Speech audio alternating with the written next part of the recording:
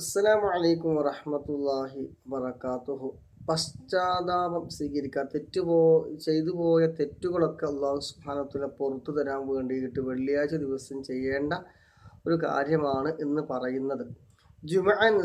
ജുമുഅ നിസ്കാരത്തിന് ശേഷം ഈ പറയുന്ന ഇസ്മ 100 പ്രാവശ്യം ഓതുക. ശേഷം യാ ഗഫാറു ഗഫിർ ദുനൂബി, അസ്മാഉൽ ഹുസ്നയിലെ ആ ഇസ്മാണ് യാ ഗഫാർ എന്നുള്ളത്. യാ ഗഫാർ എന്ന ഈ ഇസ്മ 100 പ്രാവശ്യം ജുമുഅ നിസ്കാരത്തിന് ശേഷം ചൊല്ലിയതിന് ശേഷം യാ ഗഫാറു ഗഫിർ ദുനൂബി എന്ന് പ്രാർത്ഥിക്കുക. വീണ്ടും 100 പ്രാവശ്യം ഈ ഇസ്മ ചൊല്ലുക. ശേഷം ഈ മുകളിൽ പറഞ്ഞ ഈ ദുആ ചൊല്ലുക.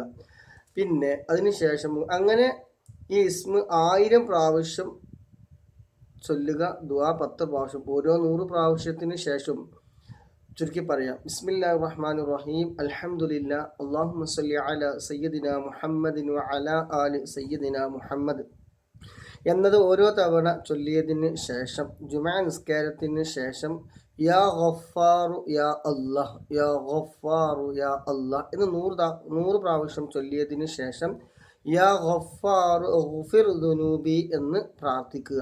അങ്ങനെ 10 പ്രാവശ്യം. അപ്പോൾ ദുആ 10 പ്രാവശ്യം വരികയും യാ ഗഫാറു യാ അല്ലാഹ് എന്നുള്ളത് 1000 പ്രാവശ്യം വരും 10 പ്രാവശ്യം ആകുമ്പോൾ. എന്നിട്ട് മനസ്സിൽ നല്ല എന്താണ് വെച്ചിട്ട് എന്ത് ചെയ്യുക, അത് ദുആ ചെയ്യുക. അല്ലാഹു സുബ്ഹാനഹു വ തആല ദുആ അല്ലാഹു സ്വീകരിക്കുകയും തിന്മകളെല്ലാം മാഫാക്കി പരലോകത്ത് അത് അല്ലാഹു പ്രതിഫലങ്ങൾ നൽകി സന്തോഷിപ്പിക്കുന്നതുമാണ്. അതുപോലെ തന്നെ അസ്ർ നിസ്കാരത്തിന് ശേഷം വേറൊന്ന്, അസ്ർ നിസ്കാരത്തിന് ശേഷം യാ ഗഫാർ ഗഫിർ ദുനൂബി എന്ന് 100 പ്രാവശ്യം ചൊല്ലിയാൽ അവൻ്റെ എല്ലാ പാപങ്ങളും അള്ളാഹു പുറത്തു കൊടുക്കുന്നതാണ്. മഹാന്മാരായ ആൾക്കാരൊക്കെ പറഞ്ഞിട്ടുണ്ട്.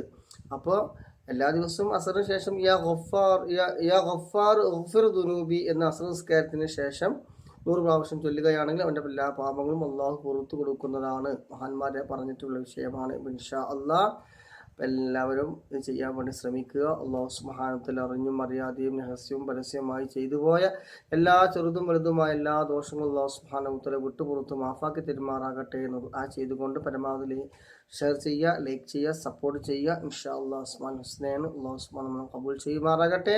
പുതിയ കാണുന്നെങ്കിൽ ഒന്ന് സബ്സ്ക്രൈബ് ചെയ്യുക. ഇൻഷാ അല്ലാഹ് ലൈക്ക് ചെയ്യാനും മറക്കരുത്.